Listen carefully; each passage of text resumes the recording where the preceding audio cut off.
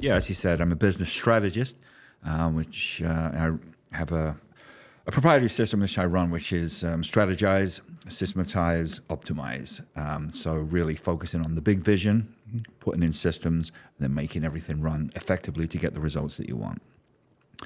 I got into business coaching kind of by accident. I was a former sports coach. You can tell by the accent, I'm from London, England, and I coached the sport of soccer. It was my ticket to come to America. I came over in 1994 to work at a summer camp in Pennsylvania, coaching soccer, and I fell in love with the place. I got off the plane at JFK, and it was 95 degrees. There were taxis everywhere. It was humid. The smells were bad. It was noisy, honking. I'm like, this is my place. I like this. I like this. So over the next few years, I networked my way into a job coaching soccer full-time in New Jersey, and then started my own business. And then the adventure really began. I did marketing for my former employer, did pretty well with it. Realized once I'd gone into my own business, there was so much that I didn't know. And fortunately, I'm a decent learner, so I was able to get books. I was able to get mentors, coaches for myself. And it took about 8 or 10 years to really establish my business. By the time I'd established it, I realized I didn't want to be a soccer coach. I actually knew a business coach, and I said, I could do that.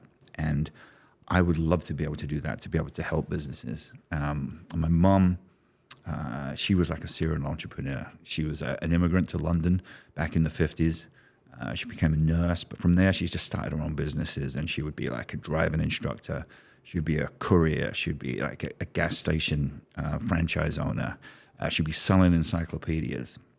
And she started a horticultural business, and she's setting up all these businesses and taking them to a level of success, and then either just getting frustrated, getting bored with it, and then moving on. And ultimately, I look back and say, you know what, she could really have done with someone to help her with her business strategy and some coaching and some encouragement and some pointers. So, in many respects, I'm kind of, the work I do was implanted into me as a child. I was just watching my mom. My first real job was working for my mom, getting paid £1 an hour at the market stall, selling plastic planters and plant flowers, and would be selling myself and my sister. I'd be about 10 years old. My sister would be 8, and my mom would have to go off and do other jobs. And so we'd be there, and they'd come up and ask us, are these rhododendrons? Do they flower year round? And I'd be like, maybe. I have to wait till my mom comes back. They're just flowers to me. Yeah. But, invariably, they say, all right, we'll take some. And then we'd sell these plastic planters. And at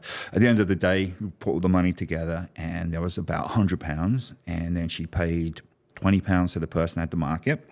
She paid my sister £10, myself £10, and then she kept the profit. And I'm like, she's getting more money than the rest of us, and we did all the work.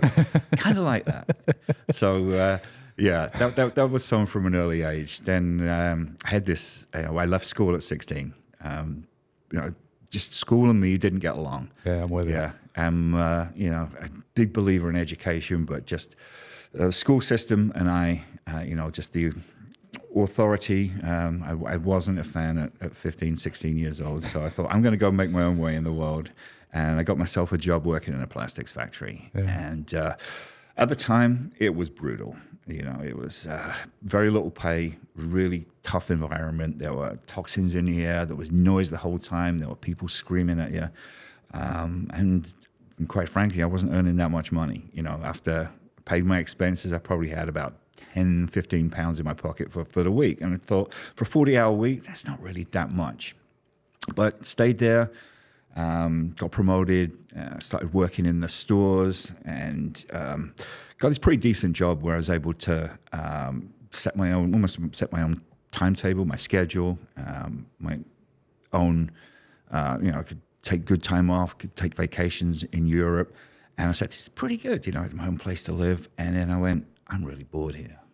I want to go do something else. And so I went back to college, actually ran to the local college and got there and said, I want to go back to school. And they said, that's very nice.